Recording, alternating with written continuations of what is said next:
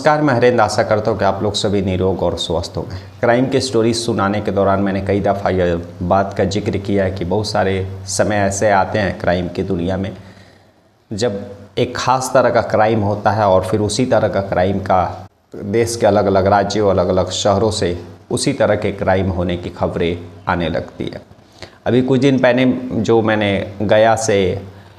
बेंगलुरु का स्टोरी सुनाया था, गया यानी नवादा वहाँ से सटा हुआ है और वहीं से एक 17-18 साल की एक लड़की, नाबालिग लड़की जो गांव के एक लड़के के साथ बेंगलुरु जाती है और फिर वहाँ पर उसका कत्ल करके एक सूटकेस में भर करके बेंगलुरु के ही एक स्टेशन, एक ब्रिज के नीचे फेंक दिया जाता है। फिर बेंगलुरु पुलिस तफ्तीश करती है इस केस का और फिर सोशल मीडिया के माध्यम से नवादा में रहने वाले उस लड़की के परिवार वालों को पता चलता। फिर नवादा पुलिस और बेंगलुरु पुलिस मिल करके उस केस में एक एक करके 7 आरोपियों को गिरफ्तार करती है और फिर गिरफ्तार करके बेंगलुरु पुलिस उन 7 आरोपियों को अपने साथ लेकर के चल जाती है। यह केस था जिसमें एक गांव के ही जो है एक लड़का था और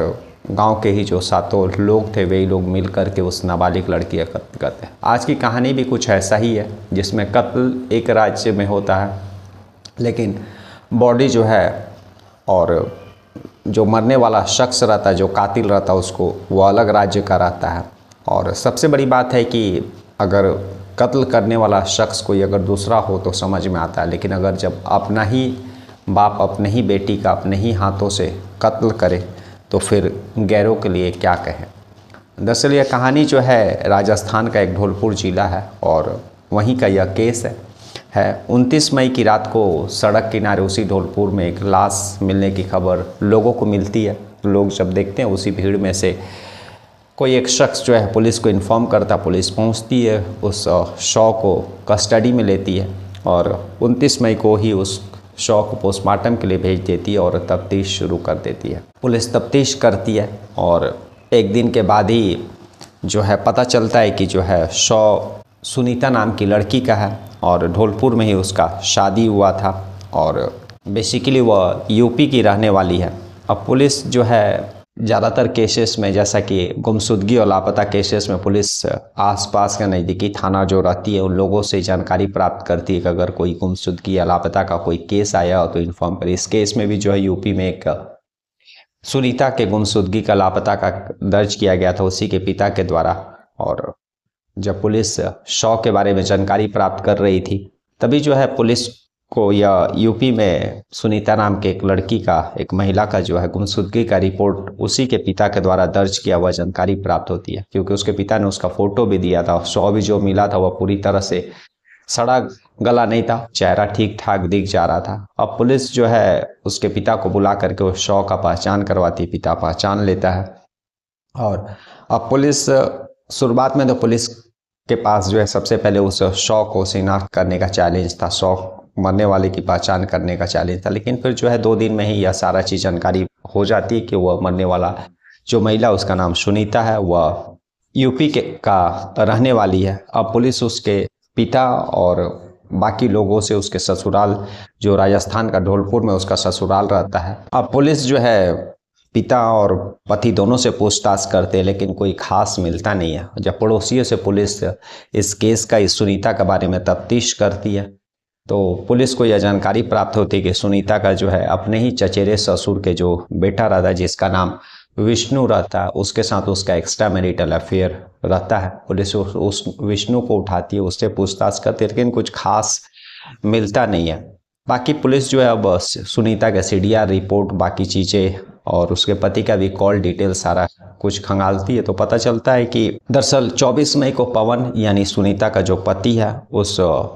पति पवन के साथ जो है सुनीता लखनऊ जा रही थी और लखनऊ जाने के दौरान जो आगरा स्टेशन पर पति के साथ किसी बात को लेकर के विवाद हो जाता है और उसके बाद जो है सुनीता अपने लखनऊ में ही अपनी बड़ी जो बहन रहती है पूजा, उसके घर चल जाती है और कुछ दिन वहाँ रहने के बाद जो है वापस जो अपने वह मायके आगरा पिता के पास जो है पहुँचती है। अपनी उसकी जो बहन रहती है पूजा, वह ले करके, और पुलिस उस पूजा से भी तफ्तीश करती है तो जो पूजा ने पुलिस को बयान देती है कि दरअसल उसकी बहन जो है सुनीता उसी के साथ जो है पिता के घर यानी मायके आई थी और उसको शक है कि उसके पिता और उसके पति ने मिल करके ही उसकी बहन का कत्ल किया है, लेकिन कोई सबूत, कोई ऐसा कोई चश्मदीद वह पेश नहीं कर पाती है पुलिस को। अब पुलिस के पास जो है पहला ऐसा कोई शख्स था जो मरने वाले का जो कातिल के बारे में जानकारी दे रहा था। अब पुलिस उसके पिता और पति दोनों को उठाती और कड़ाई से पूछताछ करती है, और जब कड़ाई से पूछताछ करती है तो दोनों टूट जाते हैं। और फिर जो है पुलिस उसके पति और जो सुनीता का पिता रहता है कोमल सिंह, उसको उठाने के साथ साथ जो है सुनीता के देवर को भी उठाती है और तीनों जो है कहानी सुनाते हैं। दर्शक जैसा कि मैंने आपको बताया कि सुनीता का जो पति पवन था, उसको सुनीता और उसके चचेरे चाचा के लड़का यानी विष्णु के साथ एक्स्ट्रा मैरिटल अफेयर का उसको जानकारी हो जाता है, और उसको लेकर के वह सुनीता के साथ लगातार लड़ाई झगड़ा मारपीट करता है। और उसी 24 तारीख को वह जो है पवन के साथ लखनऊ जाती है। लखनऊ जाने के दौरान आगरा स्टेशन पर लड़ाई झगड़ा इन लोगों का बकझक होता है, और फिर जो है सुनीता गुस्से में अपने बहन के घर चल जाती है, 2-3 दिन वहीं पर रहती है, और फिर जो है अपनी बहन पूजा के साथ जो है वापस हुआ अपन आगरा अपने पिता के घर आती है। और फिर जो है पूजा एक दिन के बाद वापस अपने ससुराल निकल जाती है। अब इस मायके में जो है पूजा थी नहीं, वह सुनीता थी, उसके पिता थे। अब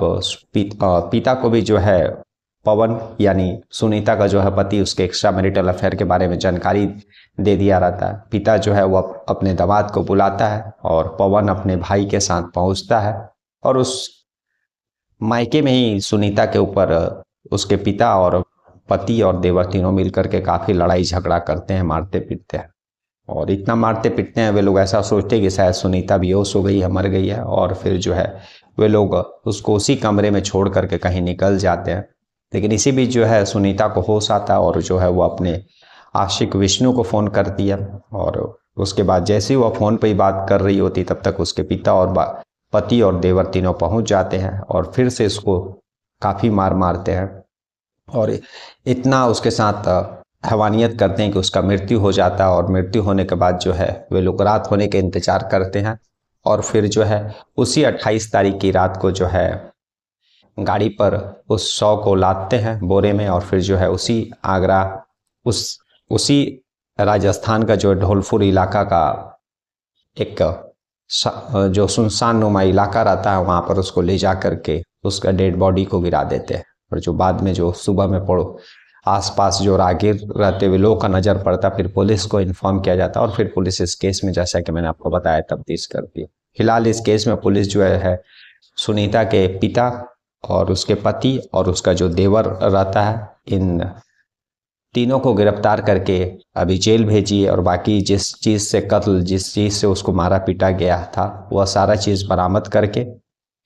उसकी बहन पूजा के बयान ले करके जो है अब इस केस में चार्जशीट दाखिल करने वाली है। कल फिर ऐसी किसी कहानी के साथ मिलेंगे, तब तक के लिए नमस्कार, जय हिंद, जय भारत।